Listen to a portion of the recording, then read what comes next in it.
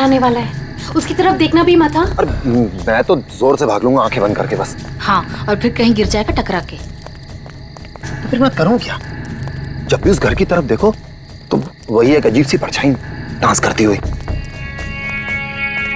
चलो चलो। अरे रे, वो देखो, 2 दिन से वो आदमी एक ही जगह पर खड़ा है। अरे आदमी नहीं है, आत्मा है, आत्मा। हाँ, लगता है आत्मा अटक गई है। लेकिन ये है कौन?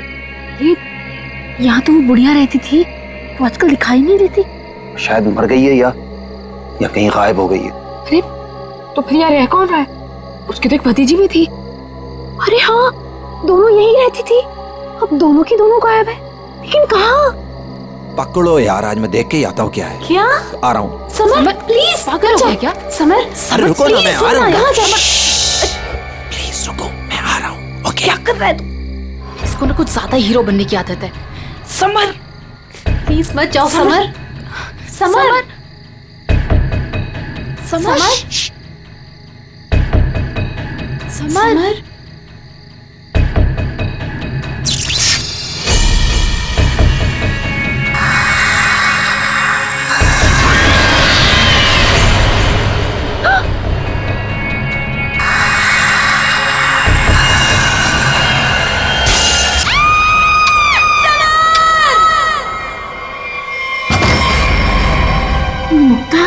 क्या हुआ बेटा? हमने वो गूंज महल वाला रास्ता पकड़ा था और वो बेवकूफ समर वो महल के अंदर चला गया था। अरे पर तुम लोग उस रास्ते गए क्यों? बेटा सबर तो ठीक है ना? माँ, किसी ने अंदर से उस पे फूलदान फेंक कर मारा। हम लोग भागकर वहां से आ गए। मैंने गिनी और सबर को बोल दिया कि अब से हम उस रास्ते से कभी नहीं जाएंगे। अच्छा किया बेटा, गूंज महल से दूर रहना ही अच्छा है। आ गए? अरे कहाँ दिन भर आवारागर्दी करता फिरता है तू? भैया घर की हालत देखो क्या हो गई है। माँ की बीमारी की वजह से लोन लेने की नौबत आ गई है। ऐसे फालतू घूमने से अच्छा कोई नौकरी क्यों नहीं ढूंढ लेते? नौकरी मिल गई है मुझे। अच्छा, कौन सी बेटा? कहाँ नौकरी मिली तुझे? भैया कहाँ मिली है नौकरी? जवाब दो। गूंज महल में। ए, तुझे पता है तू क्या बोल रहा है? अरे गूंज महल में जो बुढ़िया रहती है वो मर चुकी है और उसकी भतीजी का भी कुछ अता पता नहीं है। बेटा वहां पे तो आत्माएं रहती है और तू ऐसी जगह पे जाके नौकरी करेगा? नहीं नहीं, तुझे वहां जाने की कोई जरूरत नहीं है। नहीं, तू वहां नहीं जाएगा। माँ, वो बुढ़िया मरी नहीं है और उसी की भतीजी को पियानो सिखा रहा हूं मैं। 50,000 रुपए दे रहे महीने के। 50,000? म्यूजिक सिखाने के इतने सारे रुपए? माँ, मैं ये 50,000 रुपए एडवांस। अब हमारी सारी मुसीबतें खत्म। भैया पता है आज रात को हमारे साथ क्या? म्यूजिक सिखाऊंगा मैं पैसे कमाऊंगा। म्यूजिक सिखाऊंगा, पैसे कमाऊंगा। ये लड़का कभी किसी की नहीं सुनता, तुम देख लेना। कोई न कोई मुसीबत ला के रहेगा एक दिन ये। बल्लू को नौकरी मिल गई और उसने मुझे बताया भी नहीं। और ये ऐसे अजीब से बर्ताव क्यों कर रहा है? वो देखो देखो कैसे अपने आप से बातें कर रहा है। पता नहीं किससे बातें करते रहता है। ऐसे। बल्लू, बल्लू। हाँ हाँ हाँ, मुझे जाना होगा समर। बल्लू हमारी बात तो सुनो। मुझे काम के लिए लेट हो रहा है। गूंज महल में मेरा इंतजार हो रहा है। बल्लू, बल्लू मेरी बात सुनो, वहां मत जाओ। मैं नहीं जानता कि तुम क्या कर रहे हो, लेकिन वहां जाने का खतरा है। ये देखो मेरे साथ क्या हुआ है।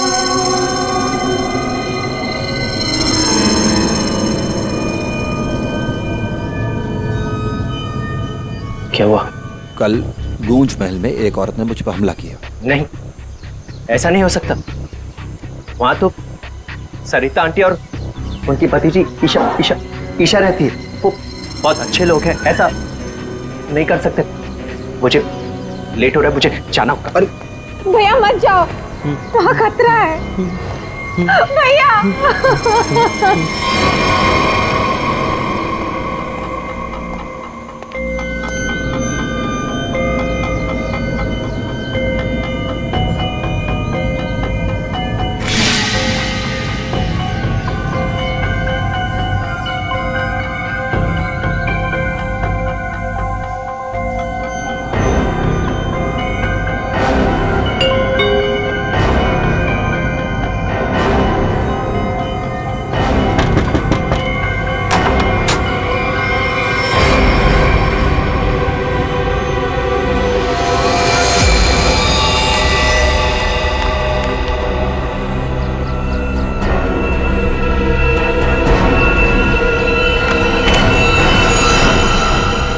मैंने तो इस लड़के से सारी उम्मीद ही छोड़ दी है।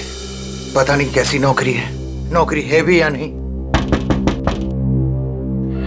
देख, मेरा बेटा आया होगा, देख तो।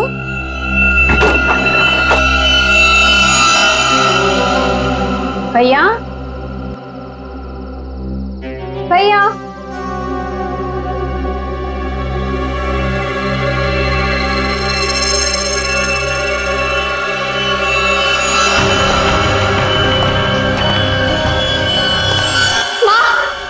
कोई यहाँ बल्लू का टिफिन छोड़कर चला गया। मेरे बल्लू को कुछ हुआ तो नहीं ना? अब क्या हुआ? ये क्या?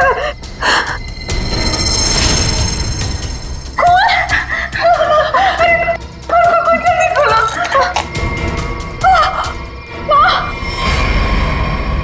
ये है वो गूंज महल जहाँ पे आपका बेटा बलविंदर यानी बल्लू कल आया था और उसके बाद से वो वापस नहीं आया।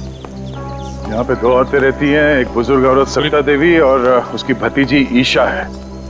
और आप लोगों के हिसाब से वो लोग कुछ अजीब है, राइट? सर ये पूरा घर ही अजीब है। यहाँ की खिड़कियों से रोशनी चमकती है, साए दिखते हैं, यहाँ से गुजरने वाले लोगों पर चीजें फेंककर हमला करते हैं। पता नहीं मेरा भाई कैसे फंस गया यहाँ। बल्लू यहाँ नौकरी करता था?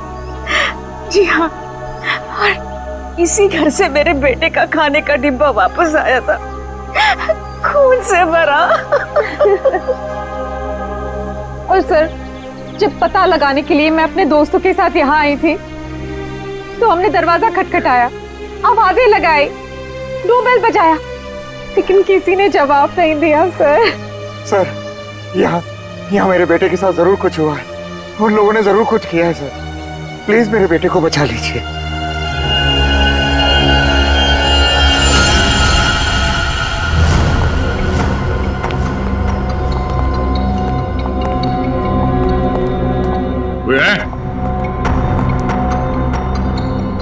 क्या तो कोई दिख नहीं रहा?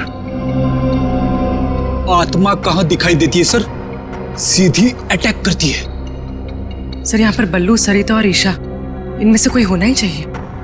सरिता जी हैं भी या नहीं किसी को कुछ नहीं पता सर। लोग तो यहाँ तक कह रहे हैं कि सरिता जी की मौत हो चुकी है। यहाँ हुआ तो है कुछ।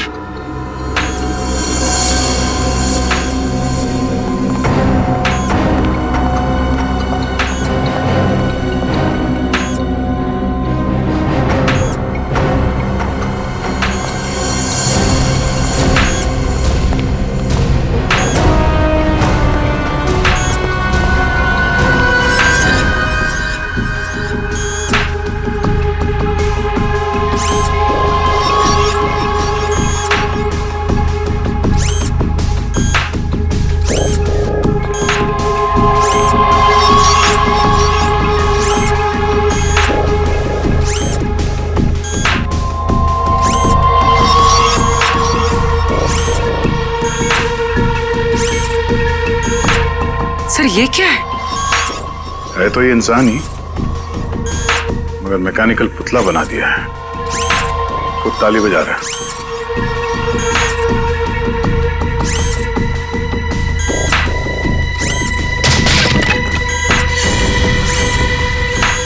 निखिल नजर रखो इस पे, हम लोग देखते हैं।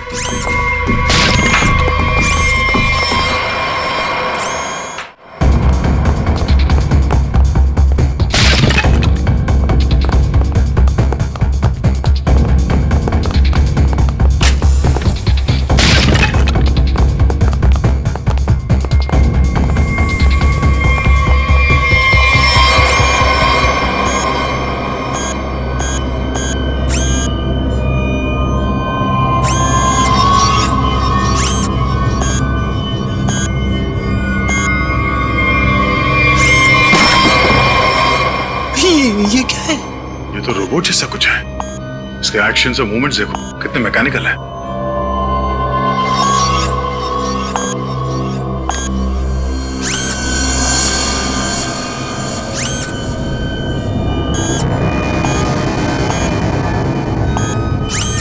सर ये यहाँ आए कैसे और इन्हें रोकेंगे कैसे? अब इसे तो टेक्निकली रोका जा सकता है। ये क्या है? पूरी नजर रखना इसमें।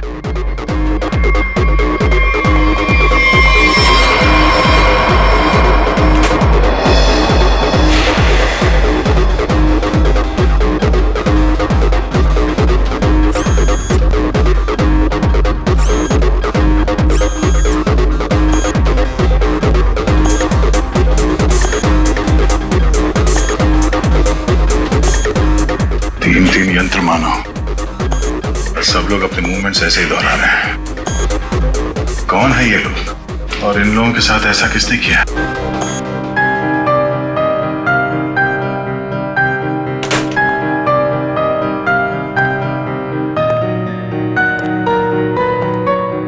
बलवंत,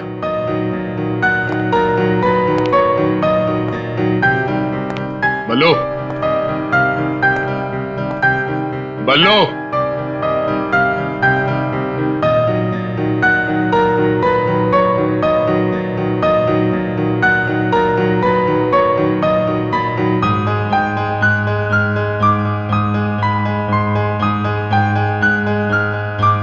बात नहीं करनी।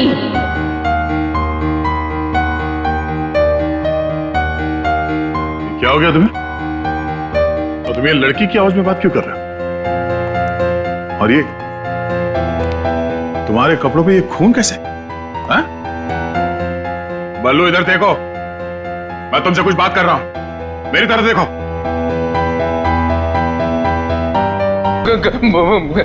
देखिए आप गोली मत चलाना, गोली मत चलाना, ये मेरा ही घर है, आप गोली मत चलाना, मारना मत मुझे आप प्लीज। तुम्हारा घर है ये? हाँ, ये मेरा घर है। क्या खेल खेल रहे हो तुम यहाँ? हाँ? और तुम्हारे घर में ये सब लोग कौन है?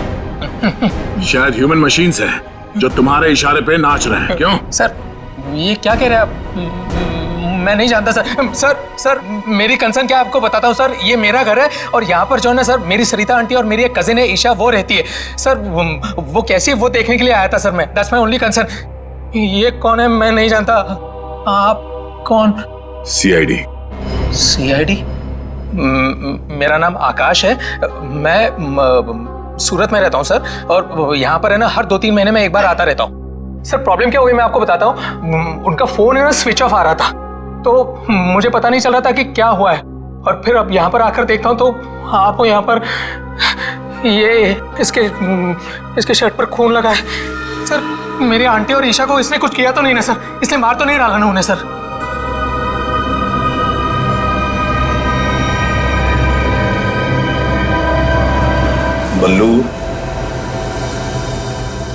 बल्लू तुम सुन रहे हो? मैं तुमसे बात कर रहा हूं। हाँ। अब मुझसे कुछ पूछ रहे हैं? हाँ। क्या हुआ? बल्लू हमें बताओ, तुम गुंज महल गए थे ना, तब तुम्हारे साथ क्या हुआ? क्या हुआ तुम्हारे साथ? कुछ महल।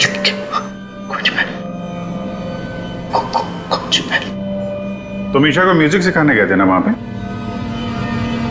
वहां पे क्या हुआ था? सरिता और ईशा कहाँ हैं? सर मुझे समझ नहीं आ रहा है कि आप लोग इसे इतना प्यार से क्यों पूछ रहे हैं? He's a criminal। सर इसी ने मेरी आंटी और ईशा को कुछ किया है, और वहां पर आपको जो इंसानी पुतले मिले थे ना, सब इसी का किया जा रहा है। शक तुम्हारे ऊपर भी है।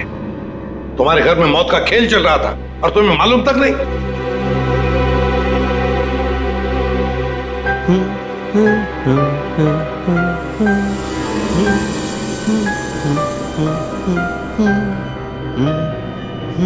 सचिन वो फोटोग्राफ दिखाओ।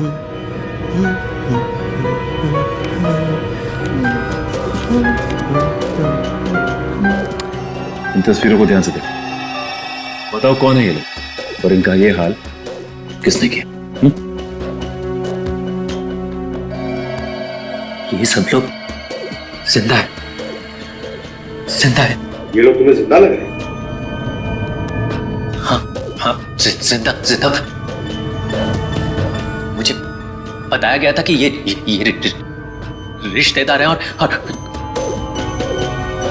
म्यूजिक सुन रहे। ये झूठ बोल रहा है सर, इनमें से कोई मेरा रिश्तेदार नहीं है। सर ये ड्रामा कर रहा है, सबको मार दिया और अब क्या बकवास कर रही है? तुम्हें चाय के लिए कहा था ना, चाय किधर है? हाँ?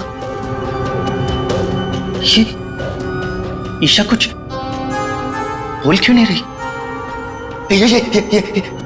ये अकेला क्यों ताली बजा रहा है? हाँ? मम्मी को बोल देता हूं, रुकूं या भाग जाऊं? कितना बड़ा और डरावना घर है। सर आप मेरी बात सुनिए सर, ये पूरा का पूरा पागल हो चुका है। Is a psycho killer. Bablu क्या हुआ था कल जब तुम ईशा को म्यूजिक सिखाने गए थे? कुछ याद है वहां पे क्या हुआ था? हा? क्या हुआ था वहां पे? चाय चाय पिलाई थी उसने। हाँ बराबर। चाय चाय चाय। तो फिर ईशा कहाँ गई? बल्लू, बल्लू, किसका खून था तुम्हारे कपड़ों पर? हाँ? फिर दया पर हमला क्यों किया तुमने? कपड़े अरे मेरे कपड़े बदल गए। मेरे कपड़ों पे खून था, खून था कपड़ों पे। खूनी के कपड़े पे खून ही होता है। एक मिनट, आप जरा उधर चलो। चुप रहिए, पीछे बोलिए मत। चाय लेके आओ। ईशा को ये आदमी तो किसी भी सवाल का जवाब ठीक ठीक दे नहीं रहा है।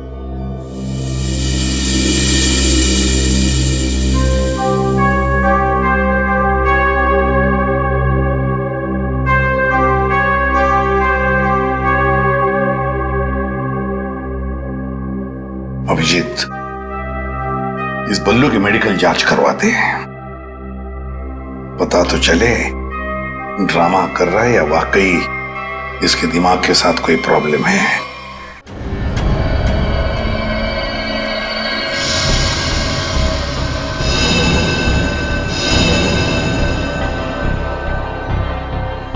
बल्लू की कमीज पर एक लड़की का खून लगा हुआ। इस कमीज पर जो खून लगा है लड़की का है, ये मैंने पता लगा लिया है। ये रही उसकी डीएनए रिपोर्ट। अब मैं आपसे सिर्फ ये जानना चाहता हूं कि ये जो लड़की मरी है ये कौन है और इसे किसने मारा? इसे आपने मारा है? नहीं? या फिर इसे आपने मारा है? नहीं? या फिर इसे तुमने मारा?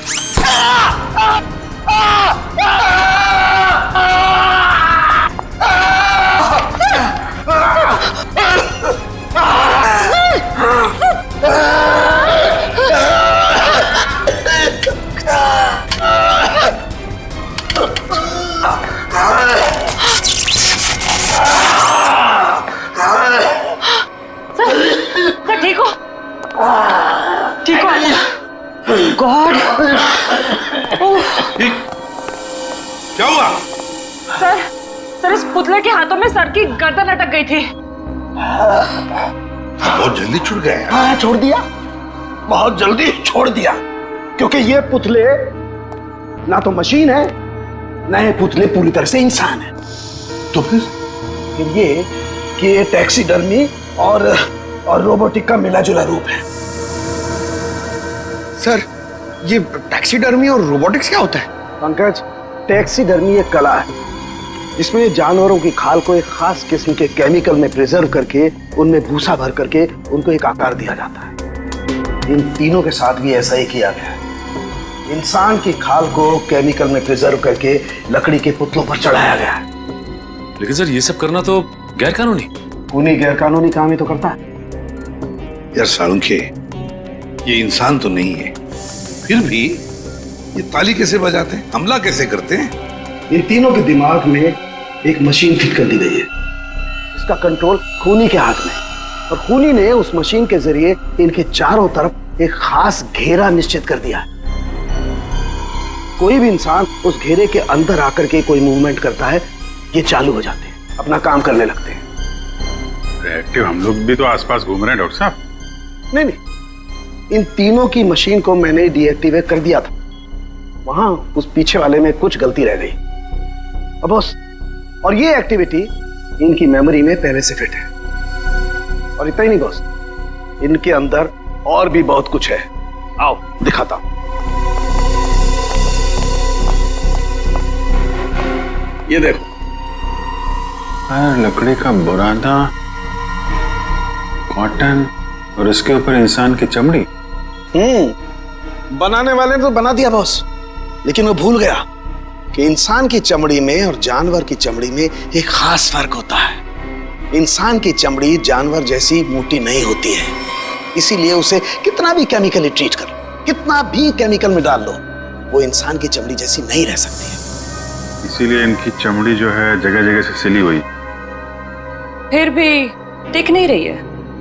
और दूसरी बात, ये सारी चमड़ियां ज्यादा पुरानी नहीं है, बस कुछ ही दिन पहले इन्हें मारकर निकाला गया है।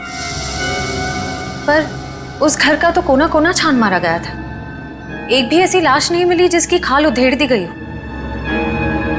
वो कहीं और बनाता है ये ह्यूमनॉइड, अपने घर पर नहीं। तीनों की कोई मिसिंग रिपोर्ट नहीं है, कोई आईडी वगैरह नहीं मिली। है कौन ये लोग? तारिका जी, ये जो कपड़े पहने थे इन लोगों ने, उनसे कुछ पता चला आपको? कुछ खास नहीं, तीनों के कपड़े से बस एक लेबल मिला है, किसी टीएल टेलर का लेबल है। TL Taylor?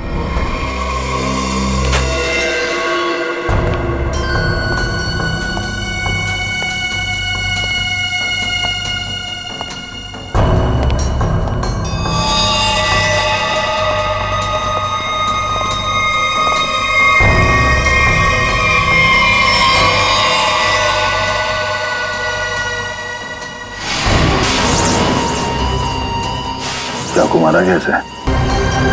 कई बार मारा गया। सर, बल्लू के कपड़े पे जो खून के छींटे थे, कहीं इस लड़की के तो नहीं?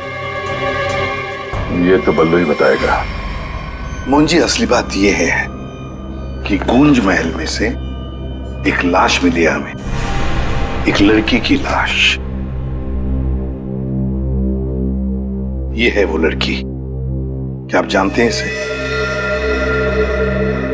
किन्नी है ये मर गई क्या? तो ये बल्लू उस लड़की को जानता था सर? और मोहन जी, बल्लू के कपड़ों पर गिनी का खून है। मोहन जी, आप प्लीज थोड़ा वेट करिए, हम आपको बुलाते हैं। एसीपी सर, मैंने बल्लू की सारी रिपोर्ट्स पढ़ ली हैं। डॉक्टर सालुंखे से भी बात हुई मेरी। बलवंत के खून में एसिड है जिससे इंसान सच और झूठ के सपने के अंतर को नहीं समझ पाता। उसे उस वक्त जो कहा जाए उसे वही सच लगता है। तो क्या डॉक्टर साहब, ये बलवंत के इन्फ्लुएंस में किसी को मार भी सकता है? जी, ऐसा हो भी सकता है और नहीं भी। हमने बलवंत को कुछ मेडिसिन्स दी हैं। आधी बेहोशी की हालत में हम बलवंत के दिमाग के माध्यम से वापस गूंज महल जाएंगे। क्या तुम मुझे सुन पा रहे हो बल्लू? हाँ, गुड।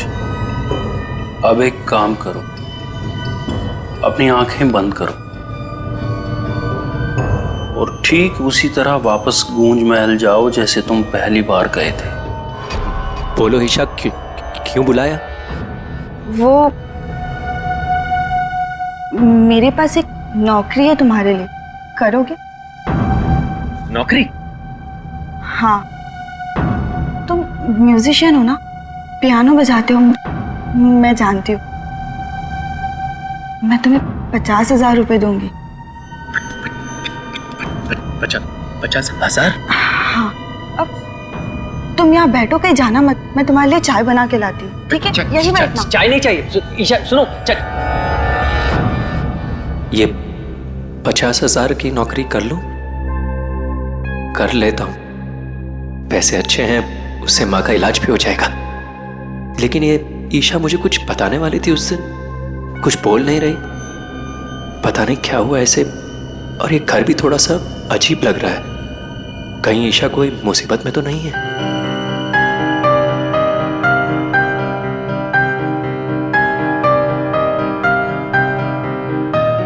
शायद यही ईशा की आंटी है, सरिता जी।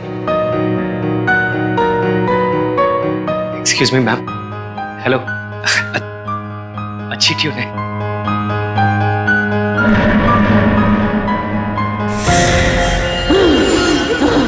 नहीं छोड़ूंगी। छोड़ो। किसी को नहीं छोड़ूंगी। छोड़ो। अरे क्या कर रहे हो? बोलो। नहीं छोड़ूंगी। संभालो उसे, मार डालेगा वो डॉक्टर को। नहीं छोड़ूंगी। संभालिए आप इसे। नहीं छोड़ूंगी। बैठो। बल्लू, ये लड़की की आवाज में क्यों? छोड़ो मुझे। डॉक्टर साहब, नहीं छोड़ूंगी। पकड़िए आप इसे। किसी को नहीं छोड़ूंगी।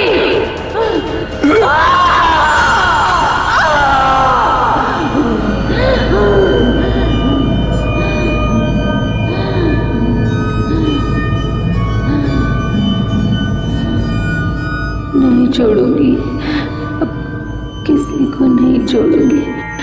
पुतला बना दिया, परेशान कर दूंगी। बची हुई बॉडीज मछलियों को खिला दूंगी।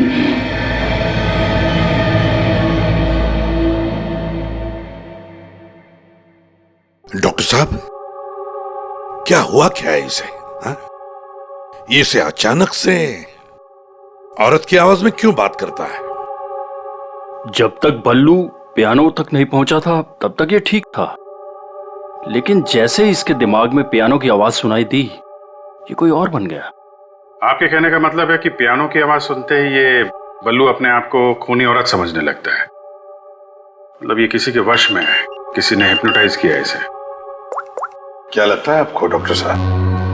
हाँ, ये टेलर्स का पता चल गया सर, जिसने तीनों मानव मशीन के लिए कपड़े बनाए थे सर। अच्छा, टीएल टेलर्स।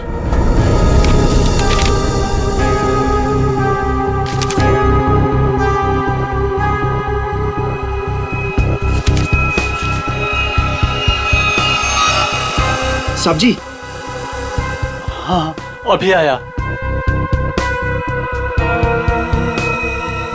देखिए सर, ये ऑर्डर एलपी प्रोडक्शन का है। 19 दिसंबर 2015 को कपड़ा दिया था और 1 जनवरी 2016 को 5 कॉस्ट्यूम और नाप भी है, और ऑर्डर देने वाली का नाम भी है, रॉबी का, और फोन नंबर भी है सर। 91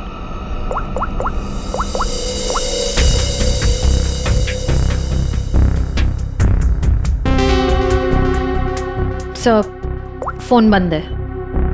कोई बात नहीं, इस फोन की लास्ट लोकेशन ट्रेस करो और कुंडली निकालो इस रॉबिका की। सर। हाँ सारुंके साहब। अभिजीत, इन ह्यूमनॉइड्स में हमें भूसे के साथ साथ 2 और खास चीजें मिली हैं। एक तो एक खास कागज के टुकड़े, ऐसा कागज जिस पर न्यूज छपती है, अखबार में काम आने वाला कागज, और दूसरा समुद्र के नमक के कुछ अंश।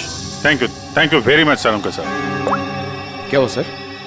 एक कारखाना ढूंढो जहां पे अखबार को छापने का कागज बनता, और वो जगह समंदर के करीब हो।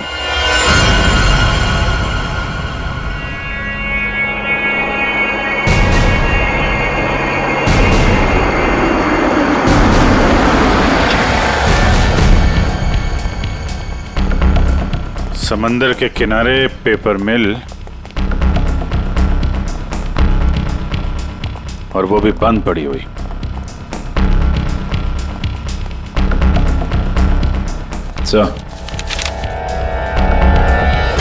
सर यहाँ पे ये पेपर और ये पेड़ की छाल और वहां पर कपड़े, यहाँ तो हर वो चीज मौजूद है जो मानव मशीन के अंदर भरी गई है। सर हो सकता है उस क्रिमिनल के काम करने की जगह यही हो जहां वो पुतले बनाता था। क्या पता वो अभी भी कहीं आसपास ही हो। मगर वो जगह कहाँ है? यहाँ तो सिर्फ पुतले में भरने का सामान है ना। वो टैक्सी डमी की जगह और वो रोबोट बनाने की जगह वो कहाँ है? पुतलों में भरने का सामान यहाँ है तो वो जगह भी यहीं कहीं होगी। ढूंढो।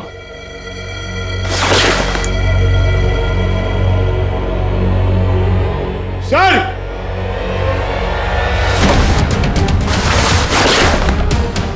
सर! My God.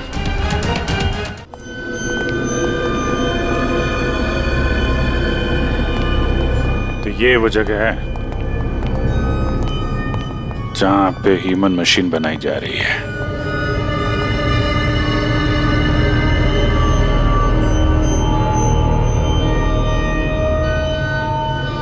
ये देखो,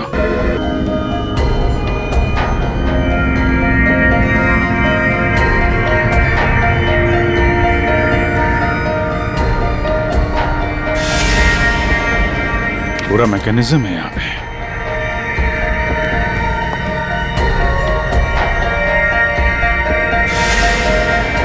सर! हाँ?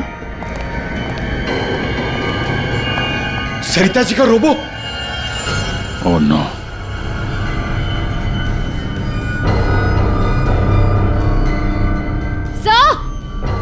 सर जल्दी आइए। सर ईशा, सर खूनी ने इसका सारा खून निकाल दिया है। इसकी सांसें भी बहुत धीमी चल रही हैं। इसको हॉस्पिटल लेके चलो जल्दी। एम्बुलेंस को फोन करो। हेलो। सरिता को तो उसने रोबोट बना दिया, अब इसका भी वो हल करने वाला था। सर, रोबिका की लोकेशन का पता चल गया। आज तो हद हो गई। कब से वैनिटी का इंतजार कर रही हूँ। कोई मुझे सीन समझाएगा या फिर मैं पैकअप अनाउंस कर दूं। काजल, काजल कहाँ हो तुम? नहीं चाहिए मुझे काजल। सॉरी रोबिका मैडम, एक्चुअली वो स्क्रिप्ट में थोड़ा सा चेंज हुआ है। व्हाट? सीन में चेंज हुआ है? लास्ट मिनट में डायलॉग्स कैसे याद करूंगी? एनीवे, स्क्रिप्ट दो। मैम, एक्चुअली जो सीन होने वाला है ना, वो स्क्रिप्ट आपके को स्टार के पास है। How can you do this? तुमने स्क्रिप्ट मुझसे पहले को स्टार को दे दी। तुम जानती हो ना मैं कौन हूँ। शो क्विट कर दूंगी 1 मिनट में। टीआरपी नीचे और शो बंद। बोलो क्विट करूं? एनीवे, कहाँ है वो को स्टार? मैम, वहाँ आपका नया को स्टार आपका वेट कर रहा है। ओके, अभी मजा चखाती हूँ उसको।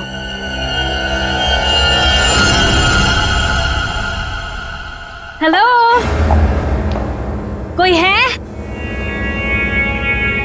यहाँ तो कोई नजर नहीं आ रहा। हेलो, कोई है यहाँ पर? Hello,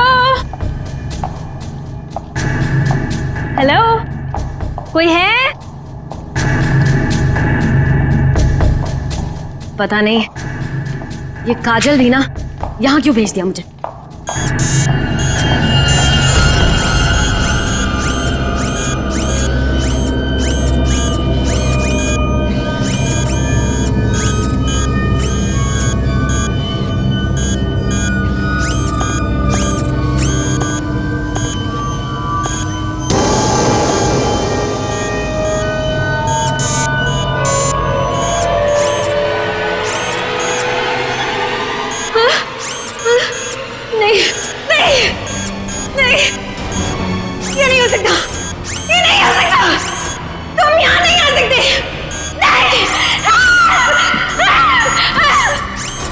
hello miss Rubika.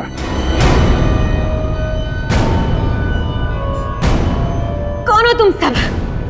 और ये सब नाटक क्या है? हमें छोड़िए, आप ये बताइए कि आपने ऐसा क्यों कहा कि ये यहाँ नहीं आ सकते? आप जानती हैं ना?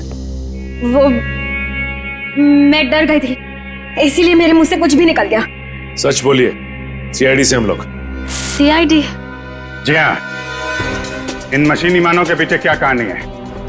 कौन है वो 3 लोग जिन्हें तुमने इस हालत में पहुंचा दिया? ईशा और सरिता के साथ क्यों किया तुमने ऐसा? मैं सामने जरूर हूं, लेकिन इसके पीछे दिमाग किसी और का है। किसका है? लेकिन सर, आपने हम सबको यहाँ क्यों बुलाया है? हाँ सर, मेरी समझ में ये नहीं आ रहा है कि आप लोग किस किस को पकड़ेंगे। कभी बल्लू पर शक, कभी हम लोगों से पूछताछ। आखिर आप लोग चाहते क्या है ना? कुछ तो बताइए सर, ये सब किसने किया है? सारे सवालों का जवाब मिल जाएगा, लेकिन यहां आप लोगों को बुलाया है एक कहानी सुनाने के लिए। कहानी? जी हाँ, कहानी। कहानी एक इंसान की जिसका दिमाग बड़ा शातिर था। उसके दिमाग में एक प्लान पल रहा था, लोगों को मारना, फिर रोबोटिक्स और टैक्सीडर्मी के जरिए उन्हें वापस जिंदा करना। और ऐसे में वो मिला एक खूबसूरत लड़की से, जिसकी एक बेरहम आंटी थी जो उसे बहुत तंग कर रही थी। उस लड़के के दिमाग में एक आइडिया है। उसने उन दोनों को एक बहुत बड़े कोठी में शिफ्ट करवा दिया।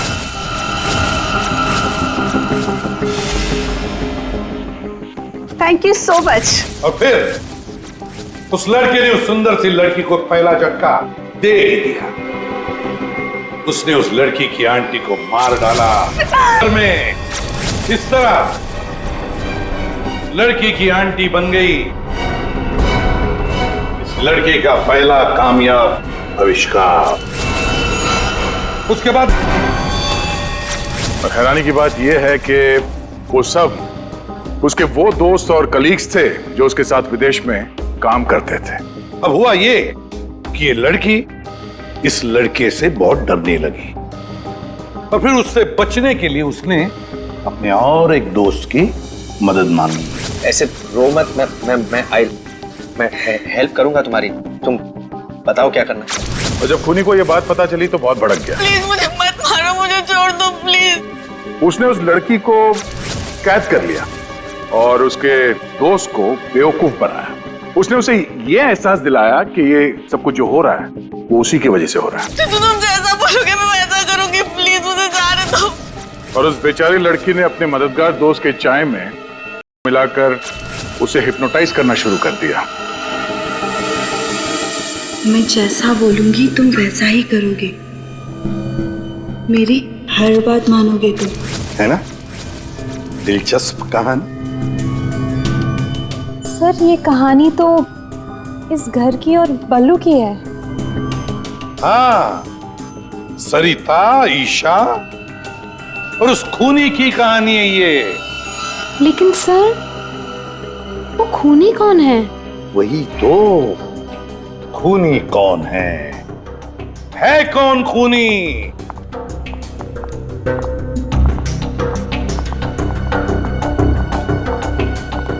कहां फंसा दिया तुमने मुझे? तुमने तो कहा था कि ये कोई एक्सपेरिमेंट है। तुमने तो खून ही कर डाले। ये सब तुमने किया समर? हाँ, ये सब मैंने किया। और ये सब मैंने किसी और वजह से नहीं। ये सब मैंने सिर्फ इसलिए किया क्योंकि मैं चाहता हूं कि साइंस की दुनिया में मेरा नाम सुनहरे अक्षरों में लिखा जाए और कि मेरे इतने बड़े एक्सपेरिमेंट को वो लड़की, वो ईशा बर्बाद कर देना चाहती थी। और इसके लिए उसने उस बल्लू से मदद भी मांगी। और तुमने बल्लू के चाय में वो मिलाकर उसके दिमाग में ये बात बिठा दी कि वो एक औरत है और उसे लोगों को मारना है। और उसके लिए ट्रिगर थी पियानो की वो धुन। बल्लू को लगभग मेरा पूरा राज पता चल चुका था, ठीक है?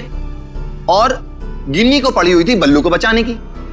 तो अपने एक्सपेरिमेंट को बचाने के लिए मुझे को दोनों को मारना ही था। और आप बताइए, अब जो लोग मर चुके हैं उनका असली कातिल भी तो चाहिए ना लोगों को। बस इसीलिए मैंने बल्लू को फंसा दिया और गिन्नी को मार दिया। साइंस की दुनिया में अपना नाम सुनहरे अक्षरों में देखना चाहते थे तुम। दिमाग तो था, है, पर क्या करें, विकृत है, विकृत। अपने इस घटिया एक्सपेरिमेंट के लिए न जाने कितने मासूम लोगों की जानें ली तुमने। तुम्हें जीने का कोई हक ही नहीं है। फांसी होगी तुम्हें, फांसी।